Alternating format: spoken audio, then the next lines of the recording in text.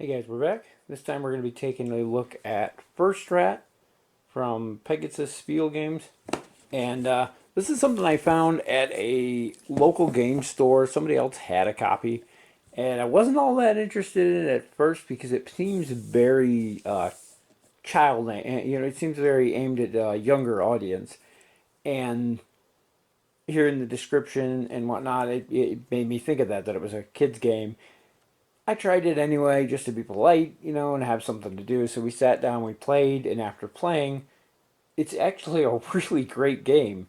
And I was impressed by it, and went out and actually ordered it that night. So I think it's a cool little game. There's a lot to it, and we're going to get in and take a look.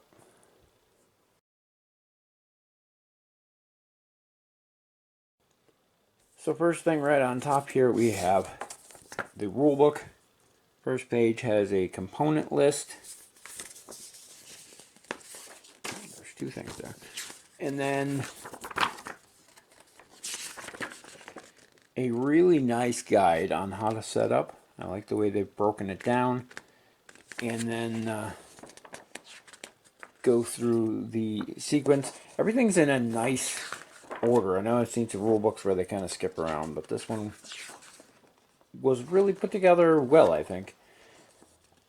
There is a advanced options, which I think they have mixed in here, but there's a variable setup where one side of the board is pretty much blank and you're going to be setting these up, and I'll show you that more when I get to it.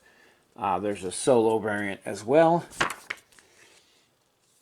and then some little challenges on the back, which are kind of neat. Honestly, my first playthrough, I never even looked at the rulebook. It was explained to me by a player, so keep that in mind. I did read through after, and everything seems to be in a good order and explained well, but I didn't actually learn to play from the rulebook. I want to point that out because I know that matters. Next thing we have here is a little flyer for referencing the different items, and a lot of things are done with iconography on here, and they show little items. And this explains what each of those does and means. And it references everything on here. So all the little iconography is basically explained on this sheet, so you don't have to go flipping through the rulebook trying to find it. That's kind of cool. Next thing we have here is the board. Let's see if I can flip it out on camera here. It's kind of awkward. Here, this way. So the board actually has like technically three separate pieces. This bottom part right here is the nest. And everybody starts with rats down here in the nest, and you're going to be running around in circles here. This first room has comic books in it. You're in a junkyard. I never explained the game. I should start with that. The whole the concept of the game is that you're rats in a junkyard, and you keep hearing about how the moon is made of cheese. And they've got access to these comic books, and they start reading, and they basically figure out they're going to start building rockets to go to the moon and get this cheese. So this lower part of the board here is your nest, and you're going to be running around. You have little rat tokens that are going to be going around these spaces, and then you can, there's a square here, you can go around this, or you can go around the whole thing. And this first room has comic books in it, and there'll be little comic book tokens that you can pick up, and they give you special bonuses over the course of the game. They allow you not to pay to go through shortcuts and things. The second room is full of rats. It's the nursery, and if you go around, you come past here, you're going to be able to get an additional rat to add to your player pieces. And then finally, this one over here is to stockpile apple cores.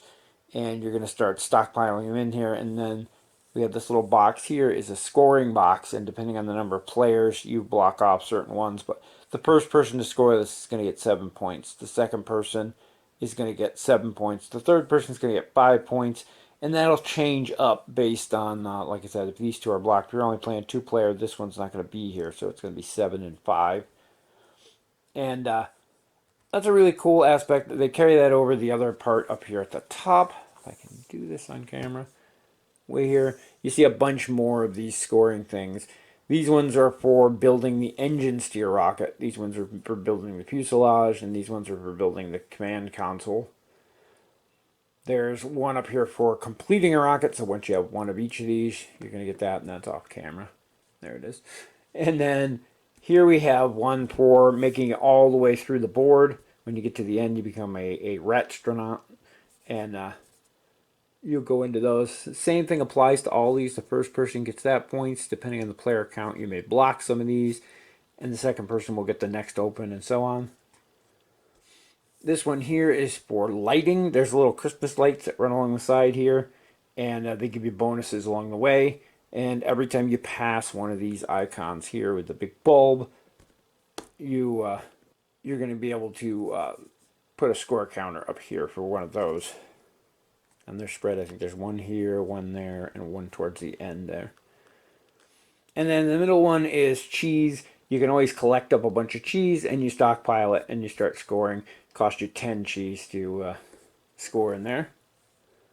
And then the majority of the board are these colored spaces. You're going to start here. There's a little like nest. And as you go through, you're going to land on these various spaces. Based on what you land on, they're going to do different effects. Like if you land here, you're going to get some cheese. If you land here, you're going to get some baking soda. And you stockpile the components you get off of those. The interesting aspect of these is that you can move your guys up to 5 spaces, I think it is, and you get whatever you land on. However, once you start getting more rats, which I think you start with 2 anyway, you can move both, but you can only go up to 3 with each. The catch is they have to land on the same color space, and you can't land on the same space as one of your own rats. If you land on the same space as another player's rats, you have to buy them off with cheese. So you have to keep all this stuff into consideration as you go through and you pile up your supplies. Landing on these white spaces with the apple cores is what allows you to move your rats down here on the lower board. And there's also shops along here. So you got a shop here where for 6 cheese you could buy these little backpacks with supplies. This one over here sells energy drinks, and then the final one over here sells bottle caps. They all have different bonuses. I think the bottle caps are scoring bonuses. The energy drinks double any resources you gather on a certain turn, and then these have all different miscellaneous effects here. The neat thing about these is you could pay the price here, so in this case it's 6 cheese in order to get one of those, or you can steal it, but stealing it sends you back to the start. But you don't have to pay for it, so that's kind of neat. And you're basically using those to spread out your guys, get your bonuses and things, to collect up your resources. On the flip side of the board, the neat thing is all of the spaces are blank.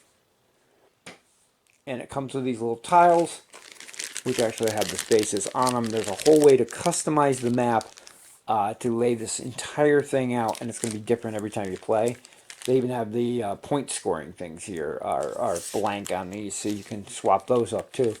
That's a really cool aspect of it. I love the customizable nature to it. I have not played that version yet. Still learning the game, so I've been playing the easier version to get the hang of things first. So we got those. We'll go on to some of the other components. They have neat little score sheets. The people that I played with actually had taken one of these and laminated it and then just used a dry erase marker to keep score. That's a great idea because there aren't a ton here. I mean, there's a lot to keep you going for a while, but if you're like me and you play a lot of games, you're going to burn through those real quick. So definitely going to be doing that. We have the really nifty first player token here. I love that guy. And then there's all sorts of stuff in here. I don't know where to start. We could go through our tokens. We got lots of tokens. So these are just the miscellaneous tokens from the store. These are going to be the comic book tokens. So they have the comic book icon on one side, and then they have what they do on the other. And again, these are all described on this paper here, so you don't have to flip through the rules to try to reference them. But we got a stack of those. I don't think I'm going to sort all these out, but there's our bottle caps. And again, the bottle caps all have different effects on them. And they're going to be available. I think it's a crow that runs a store. There's a bunch of those, though. And then we have the backpacks. Actually, that's a cute little picture of a rat wearing a backpack. And these give you different bonuses based on which ones you pick up. They are different, and they are first come, first serve. So if somebody grabs the one you want, you're not going to be able to get it. There's a nice stack of those too. There's a bunch of the comic books. You don't use all of them in every game. I think there's certain ones you only use at certain player counts. And then we have our energy drinks. And they're one-time consumable that doubles the amount of resources you get on the turn that you drink them. Onto our other tokens. These are the items that you're going to be collecting throughout the game. So we have calculators. These are used to build your command console of your ship.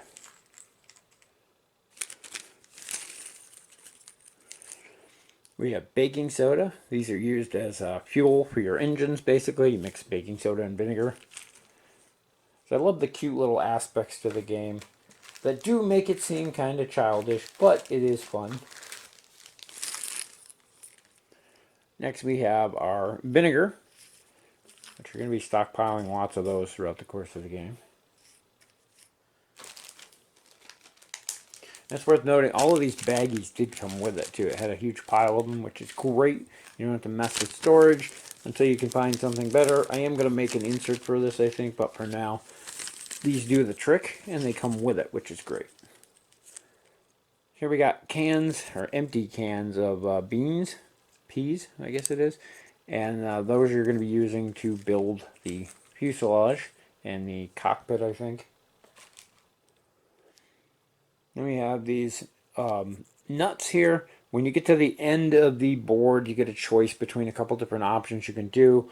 And one of them is to take these nuts, and they're all worth 3 victory points at the end. Extra pieces, you know. Always worth having on board. Next we have the super rat tokens. So some of the comic book pages can give you like superpowers, basically. And these go, they actually fit right on the meeples to give you, I don't know if you can see that on camera right here, but they show them down there. But yeah, these stick right on the meeples. I'll show that when I get to those, but they're kind of cute. Just a reminder so that you know you have that. These ones I'm not going to get out. I'm just going to toss them up with the others. But these are the scoring bars that go on the track here on the customizable side. So when you're using the tokens there to build your map, you can also swap out the scoring.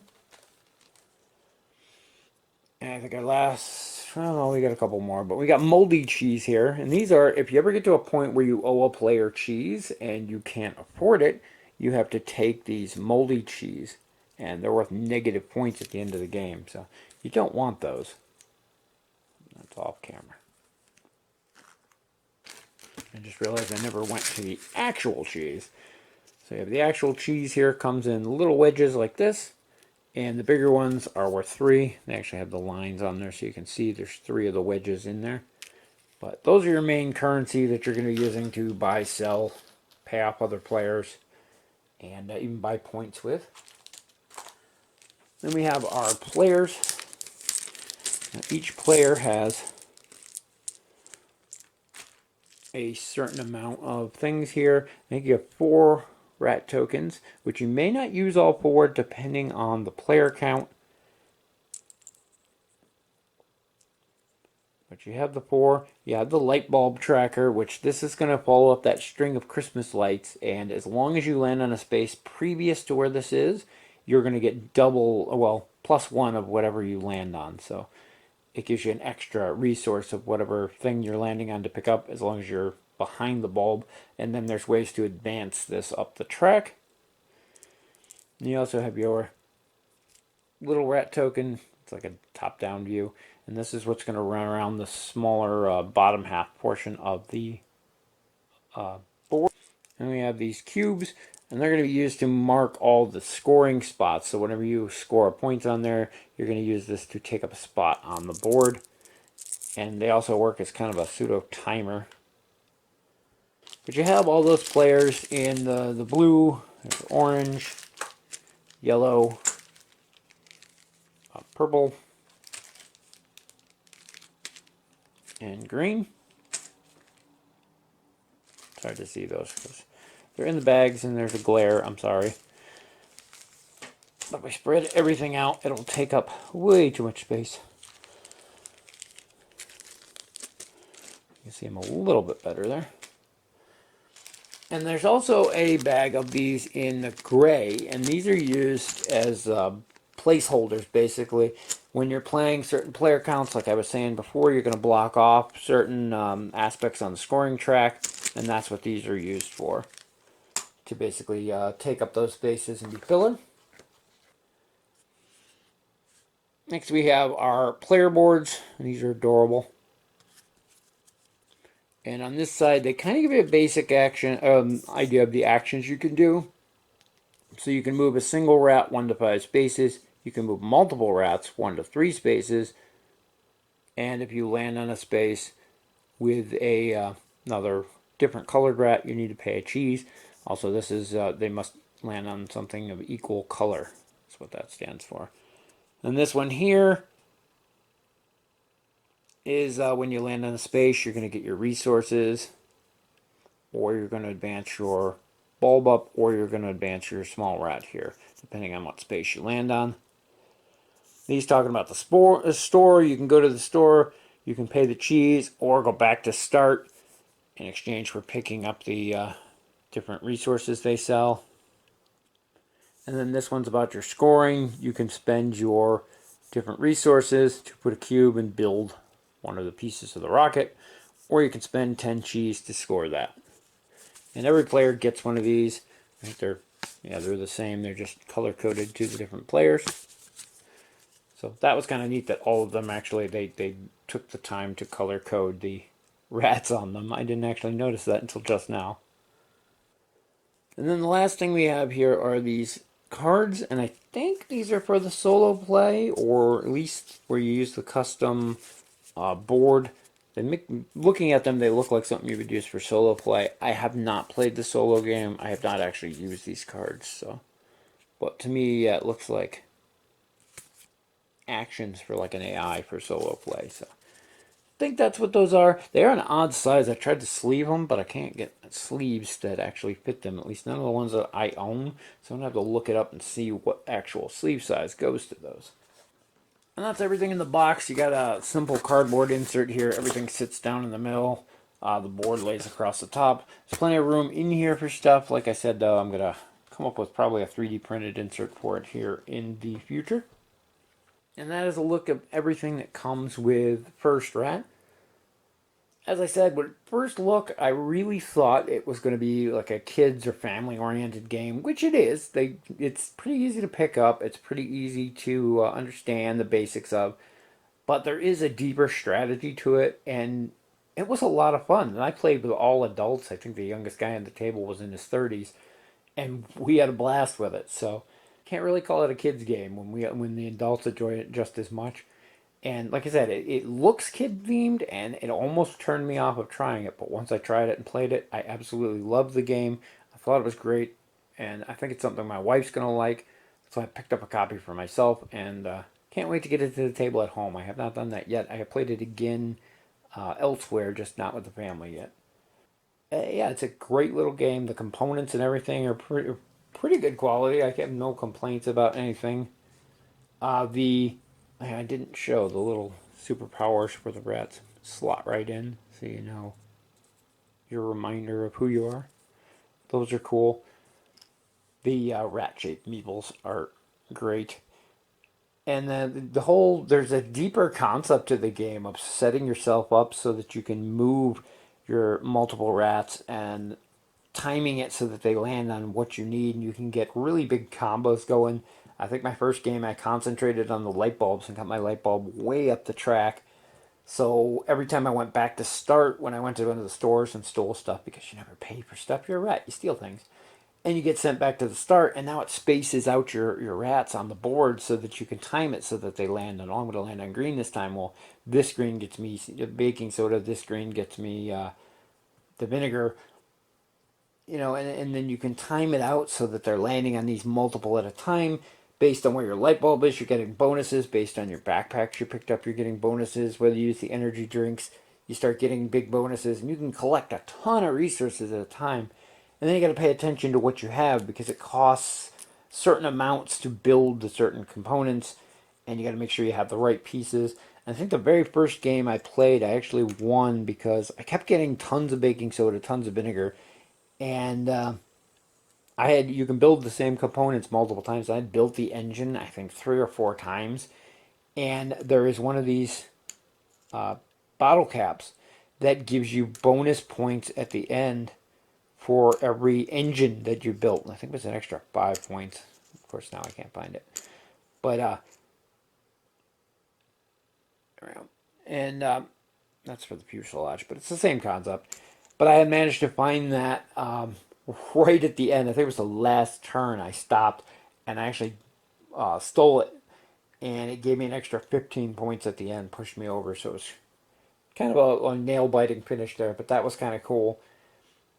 Yeah, it's just everything throughout the way you're trying to figure out what other people are planning. Oh, I see what you're doing. You want to beat them to a certain thing so you can score before they do, because the way the scoring track works is that it progressively gets worth less and less points after the first person does it. And you want to be that first person. You want to be the second person too if you can get there. And the other people try to squeeze in there to stop you, and they're like, "Oh, I see you're going for that. I'm going to try to steal that."